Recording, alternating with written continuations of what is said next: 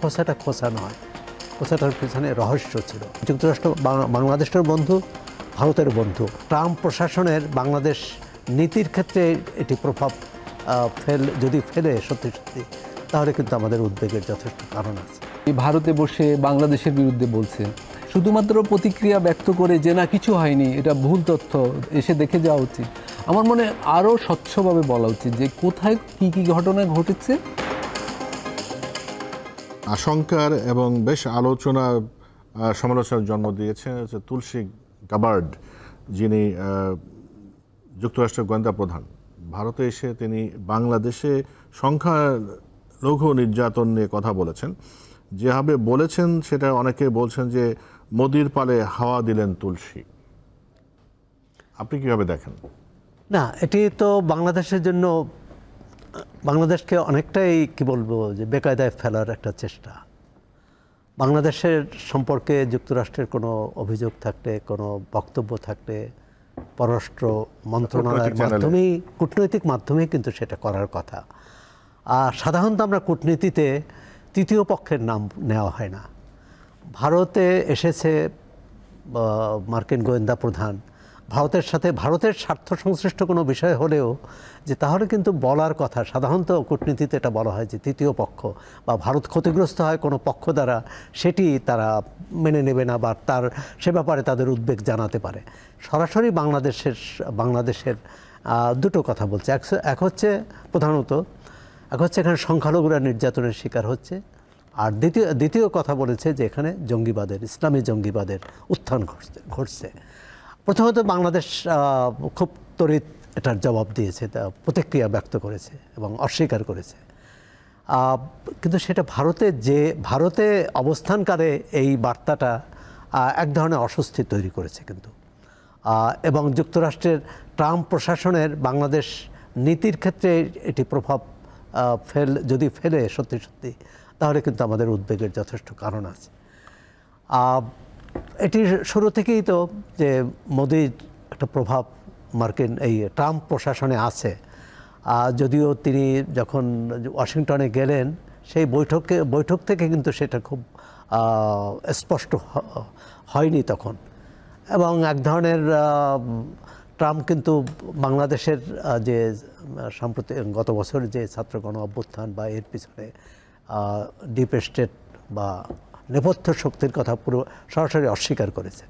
আবার একই সঙ্গে বলেছেন, মানে অনেকদিন হাস্যকরও, একই সঙ্গে বলেছেন এই ব্যাপারে মিস্টার প্রধানমন্ত্রী দীর্ঘদিন কাজ করেছেন, মানে এখন দীর্ঘদিন কাজ করেছেন, এখন তার উপরে এটা ছেড়ে দিলেন না, এটা দায় এড়ালেন, মানে এটা এক ধরনের খোঁচা দিয়েছে। এটা তো মানে খোঁচা দিয়েছে এখন তো মনে হচ্ছে যে খোঁচাটা খোঁচা নয়, খোঁচাটার পিছনে রহস্য ছিল। এবং যেটি তুলসী গাবার্ডের কথায় হয়েছে। এখন বাংলাদেশ প্রতিক্রিয়া দেন। আমার মনে হয় যে বাংলাদেশের পক্ষ থেকে আনুষ্ঠানিক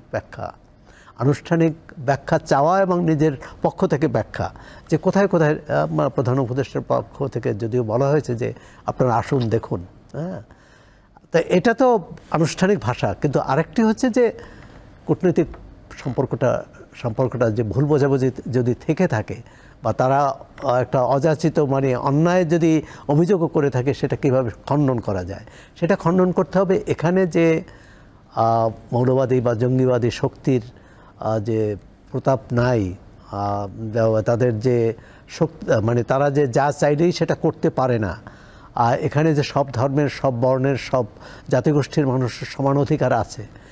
আর সেটি একটা হচ্ছে যে স্পষ্টভাবে বলা, দ্বিতীয় হচ্ছে যে এটি সমাজে সেটা প্রতিষ্ঠা করা, যাতে এই ধরনের অনাকাঙ্ক্ষিত ঘটনা আমরা তো এর পাশাপাশি দেখি যে সংখ্যালঘুদের উপর বা ভিন্ন মতাবলম্বীদের উপর রাজনৈতিক মতপার্থক্যটা বাদই দিলাম, যে ধরুন মাজারে হামলা বা ভিন্ন ধর্মের মানুষের অনুষ্ঠান আদিতে হামলা বা বাধা দেওয়া, এমনকি নারীর পোশাক নিয়ে কথা বলা, এক্ষেত্রে আমার মনে হয় সরকারের একটা শক্ত অবস্থান নেওয়া উচিত যে যারা এটা করেছে তাদের বিরুদ্ধে ব্যবস্থা নিয়ে।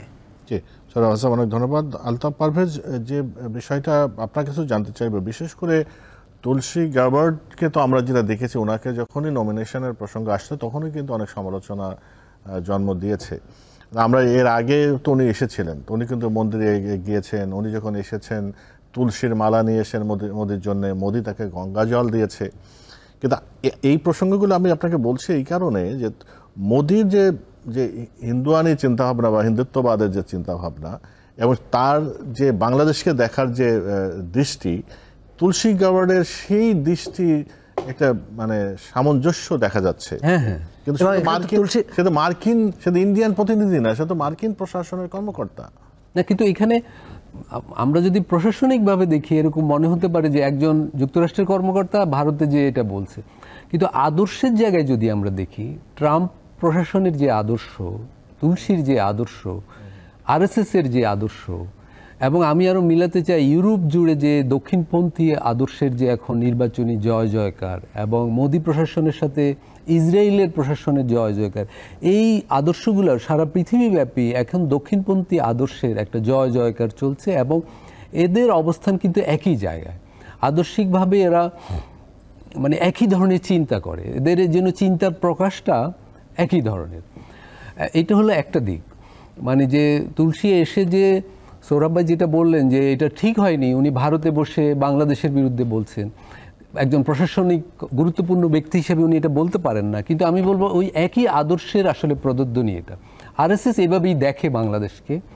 বাংলাদেশে যে গত 6-7 মাসে গণঅভ্যুত্থানের পর সংখ্যালঘুদের বাড়িঘরে হামলা হয়নি তা কিন্তু নয়। কিছু হয়েছে রাজনৈতিক কারণে, আর কিছু আসলে সংখ্যালঘু হিসেবেই তারা নির্যাতিত হয়েছে হয়েছে। এখন আমাদের দিক থেকে আমাদের সরকারকে স্পষ্ট করে বলা উচিত, শুধুমাত্র প্রতিক্রিয়া ব্যক্ত করে যে না কিছু হয়নি, এটা ভুল তথ্য, এসে দেখে যাওয়া উচিত। আমার মনে হয় আরও স্বচ্ছভাবে বলা উচিত যে কোথায় কি কি ঘটনা ঘটেছে, কি কোন কারণে ঘটেছে, এবং এইসব ক্ষেত্রে সরকার শুধু না বলে আমি বলবো বিশ্বাসযোগ্য নিরপেক্ষ সিভিল সোসাইটিকে দিয়ে বিষয়টা বলানো উচিত। এবং আমি একটা দুঃখজনক বাস্তবতার কথা বলবো। দেখুন, গণঅভ্যুত্থান যখন হয় জুলাই আগস্টে, ভারতের বহু শহরে, পশ্চিমবঙ্গে তো বটেই, বহু মানুষ এই গণঅভ্যুত্থানের সমর্থনে রাস্তায় দাঁড়িয়েছিল, মিছিল করেছে, দিনের পর দিন মিটিং করেছে। তাহলে এখন কেন ভারতীয় সমাজে বাংলাদেশের গণঅভ্যুত্থান নিয়ে বা এখনকার কার্যক্রম নিয়ে ভুল বার্তা যাচ্ছে, যেগুলোকে আমরা বলছি সত্য নয়? তাহলে আমাদের একটা কূটনীতিক একটা গাফিলতির ব্যাপার ঘটেছে। গণঅভ্যুত্থানের পর আমাদের এখান থেকে তো আমরা একটা প্রতিনিধি দল ভারতে পাঠাতে পারতাম, যারা বলতে পারতো যে আমাদের এখানে কি ঘটছে, কি ঘটাতে চাই, এই অভ্যুত্থানের প্রত্যাশা কি, আমরা কি ধরনের বাংলাদেশ চাই। ফলে এই কাজগুলো কিন্তু আমাদের এখানে হয়নি। শুধু আমরা ওইখানে একটা কথা বলা হয়েছে, আমরা প্রতিক্রিয়া ব্যক্ত করেছি। এটা খুব পুরনো ধাঁচের কূটনীতি, পুরনো ধাঁচের স্টাইল। আমাদের এখান থেকে এখনই একটা, আমি বলবো সরকারি একটা বেসরকারি প্রতিনিধি দল ভারতের বিভিন্ন জায়গায় পাঠাতে পারে, পাঠানোটা জরুরি। এবং আমি বলবো পশ্চিমবঙ্গের নির্বাচনের আগেই এটা পাঠানো উচিত, কারণ আরএসএস পশ্চিমবঙ্গে অনেক ধরনের ভুল বার্তা ছড়াচ্ছে বাংলাদেশ সম্পর্কে, এবং তুলসীর ওইটাও ওই কারণে এখানে একটা সেই সাথে তো ওদের গদি মিডিয়া বলতে যেটা বোঝায়, গদি মিডিয়া তো এখনো সেই প্রপাগান্ডা চালিয়ে এখন। তাহলে এই প্রপাগান্ডা আমরা মোকাবেলা করব কিভাবে? আমাদের মোকাবেলা করতে হবে যে আসলে এখানে যা ঘটেছে সেটা স্বচ্ছভাবে তুলে ধরা, দেখানো যে ওরা যা বলছে আর বাস্তবতার ভিতর ব্যবধান আছে। দ্বিতীয়ত, এখান থেকে একটা প্রতিনিধি দল যাওয়া উচিত, এবং সেটা সরকারি না, আমি বলবো সেটা বেসরকারি প্রতিনিধি দল, যারা এইসব বিষয়ে কাজ করছে, যাদের লেখা গবেষণা রিপোর্টের বিশ্বাসযোগ্য ভিত্তি আছে, গত 30-40 বছর ধরে এরকম ব্যক্তি তো আমাদের এখানে রয়েছে, তাদেরকে আমাদের সরকারের পাঠানো উচিত, ওইখানে কথা বলা উচিত, সেখান থেকে প্রতিনিধি দলকে ওইখানে আমন্ত্রণ জানানো উচিত, মাঠ পর্যায়ে দেখতে দেওয়া উচিত। ফলে এই যে বিচার যে জটিলতা, এটা আরও সহজ করে দেওয়া উচিত। আমাদের বাংলাদেশের থেকে বিচার তো জটিলতা না, আমি বলবো যদি আমরা কোনো সাংবাদিককে আসতে নিরুৎসাহিত করি বা ওরা করে, এই দুই পক্ষেই এটা কিন্তু তথ্য অন্তর্বর্তী সরকারের যে প্রেস উইং, সেখান থেকে পরিষ্কার করে বলেছে যদি আপনারা চান আমরা প্রয়োজনে 1 ঘন্টার মধ্যে বিচার, খুবই ভালো, 1 ঘন্টার মধ্যে বিচার দিব, আপনারা আসেন দেখেন। এটা এখান থেকে কিন্তু তাদেরকে এবং ফর্মালি বলা হচ্ছে যে ভারতের থেকে সাংবাদিকদের এখানে এসে দেখেন আপনারা কি হয়েছে। সোহরাব হাসান, আপনি এই বিষয়ে আপনার মন্তব্য চাইবো। সেটা হলো যে এই যে বিশেষ করে আপনি বলছেন যে তুলসী যে বক্তব্য, সেটা তো আসলে হালকাভাবে নেওয়ার কোনো সুযোগ নাই, এবং এই কেন্দ্র করে তো গদি মিডিয়ার যে প্রপাগান্ডা, একটা প্রস্তাব তো আলতাফ পারভেজ দিয়েছেন। আপনি সাংবাদিক হিসাবে আর কি বলবেন যে এখানে এই গদি মিডিয়ার প্রপাগান্ডা সোশ্যাল মিডিয়ায় এত বেশি হচ্ছে যে সেটা তো মানুষকে তো একজন করে তো বলা যায় না যে এটা সত্যি না? না, এক হচ্ছে যে প্রস্তাবটা খুবই ভালো, যেখান থেকে নাগরিক সমাজের পক্ষ থেকে বা থিঙ্ক ট্যাঙ্ক বলতে যারা বুঝি, যে বিশেষজ্ঞ বা যে এসব নিয়ে কাজ করে, সাবেক কূটনীতিক হতে পারে, যে তারা ওখানে যে তাদের যে কাউন্টার পার্ট, ওখানকার যে নাগরিক সমাজকে বোঝানো। কিন্তু প্রশ্ন হলো এখন যে দুই দেশের মধ্যকার সম্পর্ক, তাতে এরকম একটা প্রতিনিধি দলকে তারা গ্রহণ করবে কিনা। আর সেক্ষেত্রে বাংলাদেশ চেষ্টা করে দেখতে পারে, যদি গ্রহণ করে সেটা একটা কাজে দেবে, না গ্রহণ করলে গ্রহণ না করার কারণটা কি সেটা জানা। এক ধরনের তো তারা নিরাপত্তার কথা বলে, তারা এখানে সংখ্যালঘুদের উপর নানা রকম হয়রানি বা এই ধরনের একটা মানে সম্পর্কটা স্বাভাবিক হলে আলাপ আলোচনার মধ্য দিয়েই কিন্তু এই সমস্যাটা দ্রুত সমাধান করা যেত। আর 7 মাসের বেশি সময় পার হয়েছে। ব্যবসা বাণিজ্য মানে যেটি মিয়ানমারের রাখাইনদের ক্ষেত্রে বলা হলো, একই কথা কিন্তু বাংলাদেশের প্রতিবেশী পশ্চিমবঙ্গ, ত্রিপুরা বা আসাম এর ক্ষেত্রেও প্রযোজ্য। কারণ তাদের অর্থনীতি, ব্যবসা বাণিজ্য কিন্তু বাংলাদেশের অর্থনীতি, ব্যবসা বাণিজ্যের এবং জনজীবনের সঙ্গে অনেকটাই নির্ভরশীল। যেমন তারা মেডিকেল ভিসা, তাও খুবই সীমিত পর্যায়ে, এবং আগে হাজার হাজার মানুষ চিকিৎসার জন্য যেতেন, এখন কিন্তু যেতে পারছেন না। ভ্রমণের তো কথাই নেই, মানে টুরিস্ট ভিসা দেওয়া হচ্ছে না।